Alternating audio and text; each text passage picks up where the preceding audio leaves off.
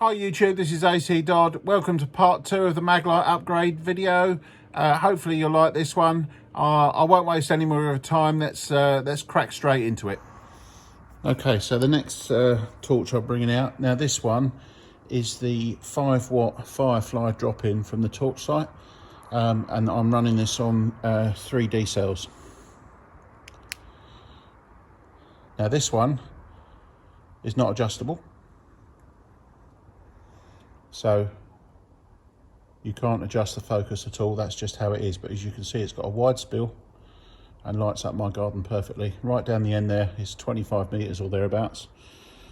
And then I will now switch over to back to the ML300L 2D Maglite. As you can see, that Maglite, again with a smaller area to focus what lumens it produces and give you a bright image. If I put the 5-watt one on, you'll see it's got a much wider spill, but total light output, I'd say, is about the same given the reduced area. So yeah, that ML300L standard Maglite really runs well. But if you've only got an old incandescent Maglite and you want to put a drop in, the Firefly 5-watt runs really well. Okay, so this is the what you just saw on that video there out in the garden, and this is the drop in. So as you can see, this isn't just a bulb, this is a completely you know, machined and made up housing, and it's needed like that because of cooling. Obviously when you start to get more power, you've got to dissipate the heat, otherwise that affects the light output. So yeah, when you start to go more than the 4.5, and this is the 5, you start to get into this. Now, because it's this shape, it means when it goes into the housing, you lose the adjustability. So you can't turn the housing on the end to focus the end. So this is just a fixed output. But it's great if you just want high power beam, and you just want the simplicity of on-off. This one is not a multi-mode version, so it's just simply an on-off. But I find it a great drop-in, and it's a good all-round torch. I also use this one with the super clear lens and the anti-scratch coating. Again, available from the torch site. Okay, so the next flashlight up is I've got a 4D cell, which is a custom made torch. This uses the 1000 lumen Firefly drop-in, available from the torch site, and this again is non-adjustable, and on full power we've got a very wide spread and a lot of output. So that's my my longest torch, it's my longest thrower. And just for comparison, we'll compare it to the ML300 2D. As you can see, that 2D still holds its own, but it's got a smaller area.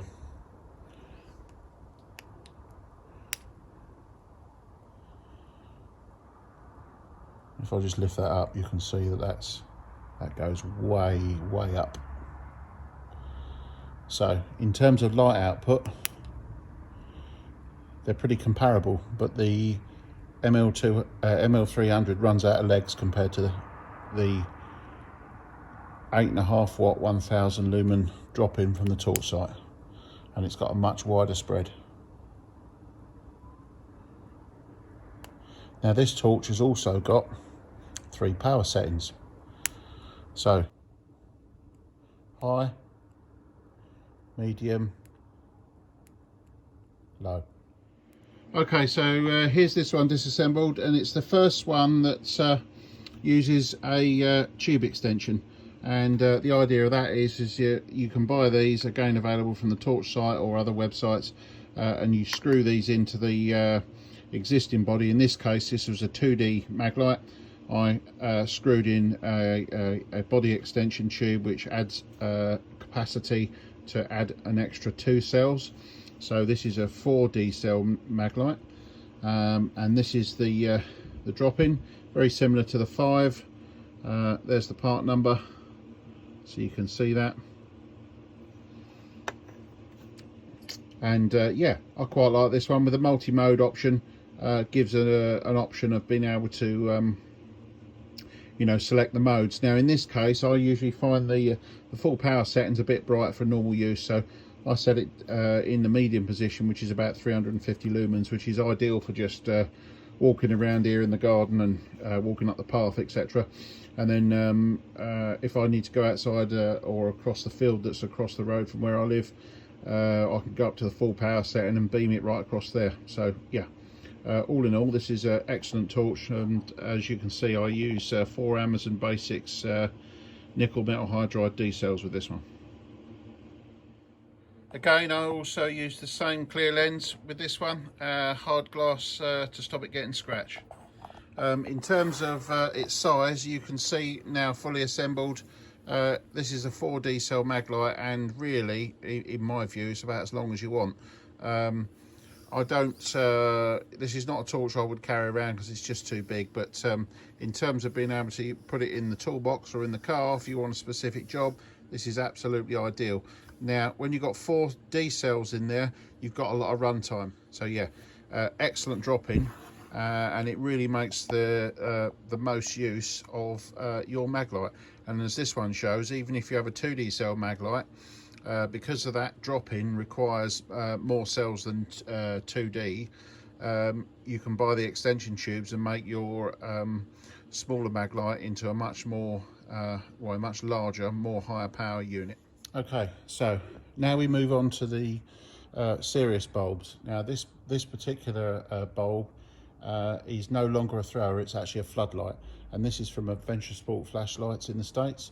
So this is a 5,000 lumen bulb but with 6 power settings. So I've got this on power setting number 4, which in this case is about 750 lumens. This isn't focusable, so it's just a floodlight when you switch it on. So I'm now going to put this so it floodlights the garden. There you go. That's standing position, 750 lumen output. And just for comparison, same place, and we'll put the ML300L standard top of the range 528 lumen Maglite on. As you can see, that does hold its own, but it's having to focus that down and have a very white hotspot in the middle. In this case, there's no hotspot, it's just light everywhere. So let's go up to the 2000 lumen setting. As you can see, it's like daylight, and then 5000 lumens. That's a Sirius output. And as you can see, that's uniform light, covers the area, and it makes a normal Maglite look a little bit weedy. So that's my Maglites. So what do I recommend? Well, I recommend, depends what you want. This flashlight that I'm holding now, 5000 lumens in flood configuration, is excellent, and I use it in the, so that's low, power 2, power 3, power 4. So this is how I use this light, because it allows me to walk around and not causing myself a problem with too much light or a hotspot. So the Adventure Sport flashlight drop-ins are excellent,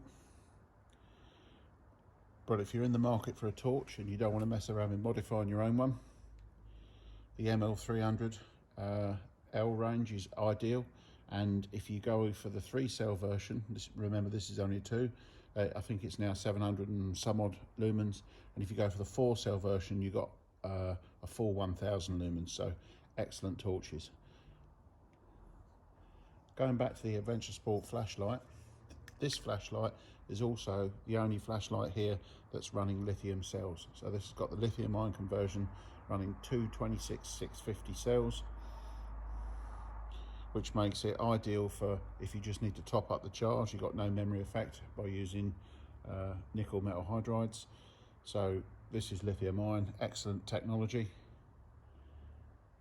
gives you sustained light, and on that setting you've got about 5.5 hours runtime with the 200 milliamp hour 3.6 volt cells that it's running. And then if you turn it right up, you've got about 50 minutes on a full charge at 5,000 lumens. So and the torch gets hot, so you know when you're on the full power setting. So I use it on this setting.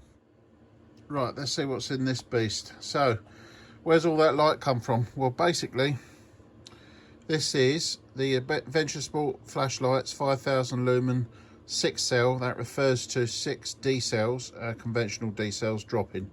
As you can see, it's got a diffuser on the front, so that gives you a flood output. There's 3 LEDs in this particular version, and it's a solid aluminium housing to dissipate the heat. And then in order to get all that power, what we actually need to do is to have the lithium ion conversion. So we do away with the D cell batteries. They use an Adventure Sport flashlights 3D printed adapter, which basically reduces the inside diameter down to the diameter of 26650 cells, which is what these are. And I use 2 26650s. There's a specification there, and they're about 37 watt hours installed capacity. Also, in order to get this in, has a recessed tail spring which goes in the cap, and effectively that then makes your Maglite, or takes a what would be a 6 cell Maglite, turns it into the same power that you can have in a 2 cell Maglite, so makes it much shorter, and then enables you to generate enough energy to run this great big Adventure Sport flashlights 5,000 lumen drop-in. Now the good thing about these is it comes with a whole host of pre-settable or pre-programmable modes. Well, I went through the modes that they come with, and I selected, I think it was mode 17 or something, which basically gives me 6 options, 6 power outputs from Moonlight all the way up to 5,000 lumens. Yeah, this is actually my go-to torch, because I don't know if I mentioned before, but I don't actually like the hotspot produced by the normal Maglites. So I like the floodlight output, and I don't really have much need for a long throwing beam. And if I do, I've got the 1000 lumen torch, which you saw just before this one, to throw a long beam. But this is great for a wide area lighting up. The only issue is on full power, you have minutes of runtime, because it has quite a high power consumption. So to end up this video, I just thought I would take some tail cap current reading tests. So this is the series current that runs through the batteries while the LEDs are on full power. So to this end, I use my DC clamp meter and a very large thick cable, so that I could get some reasonable measurements. So in terms of accuracy, well, it's only as accurate as this meter. The batteries are in various states of charge, but much more than half charged, and it gives us a good idea of the reading. So where I've actually put the current readings and then the wattage is simply multiplied by the nominal voltage of the number of cells included. So I didn't actually get the voltage at the LED, but nonetheless it gives us a good idea of what's going on. Okay, apologies for the crudeness of my table. It's handwritten, but it does the job. So all these hour figures, runtime figures, are based on a calculation. So just to get that out there, that I haven't actually tested those, are just based on a calculation of the available watt hours versus the power that's being consumed by the LEDs when the torch is on. So first up, we got the 3D incandescent original Maglite, 0.95 amps, and I've used the nominal battery voltage there of 1.5, so 3D cells, so 4.5 by multiplied by 0.95 equals 4.2 watts. 2D LED, that's 168 lumen factory Maglite, did really well actually, 1.65 amps. So with the 2 nickel metal hydrides that were fitted, that comes up to 3.96 watts and gives us a runtime of about 6 hours. So yeah, factory Maglite performed very well. That's why they only class it as 168 lumens, but with that sort of power consumption, that's why she puts out a good light. Moving on to the torch sight, 4.5 watt drop in. This was tested in a 3D torch, and we got 0.8 amp, which is 2.88 watts. Now that appears to be a bit under the 4.5. So I did test this in a Maglite with a switch that had been modified to reduce the resistance. The modified switch produced no increase in current. I also added an extra battery to see if driving it with a slightly higher voltage, so that would be nominally 4.8 instead of 3.6, and actually the current dropped and the power stayed about the same. So that would indicate that is its maximum output. The good news is that in that 3D application, 3D cells, she'll run for 12.5 hours. So yeah, very, very useful. And actually, considering it's only 0.8 consumption, it does put out quite a bit of light. So yeah, don't let that put you off. It's still a very useful conversion. Factory Maglite ML300L 2D. Yeah, huge current, okay, and 5.3 watts. That's why it did really well in the tests against all these, because it's actually got quite a powerful LED in it. On the flip side, that would mean with the available power that I had in the torch, well, assuming that was 24 watt hours available with 2 Amazon cells, that's about 4.5 hours of runtime. Going back to the torch sight, 5 watt drop in, running a 3D torch, again only 0.5 amp consumption, and that gives us just over 3 watts, but again 11.76 hours of runtime. So yeah, down on current, I would say. However, output wise, held its own. So yeah, very interesting, those. So I haven't got an issue with the any of those lights. It's just that they actually perform very well for the current they draw.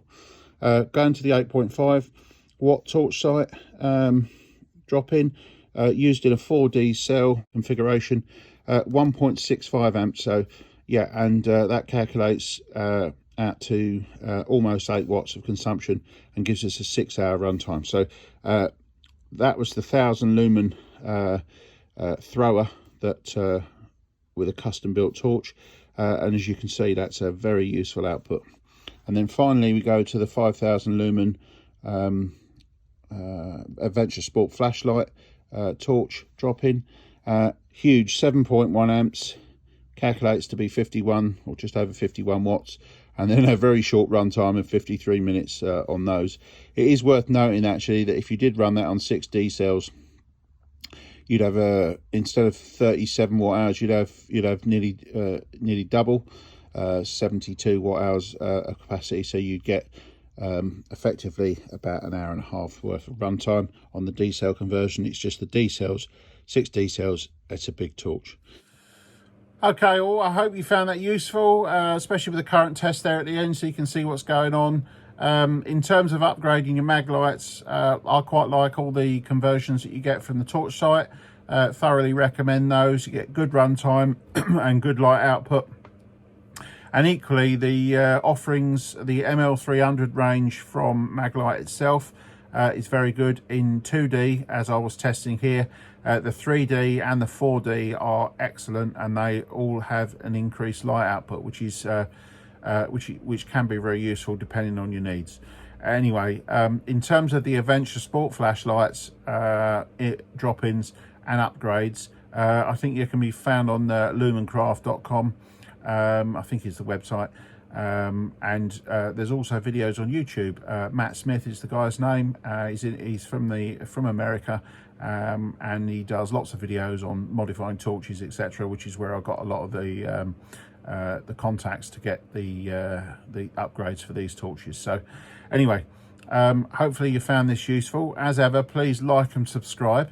And if you want me to do any more torch stuff, then leave it in the comments below. I have got a 2000 lumen Adventure Sport flashlight torch drop-in, which I could actually do a build for.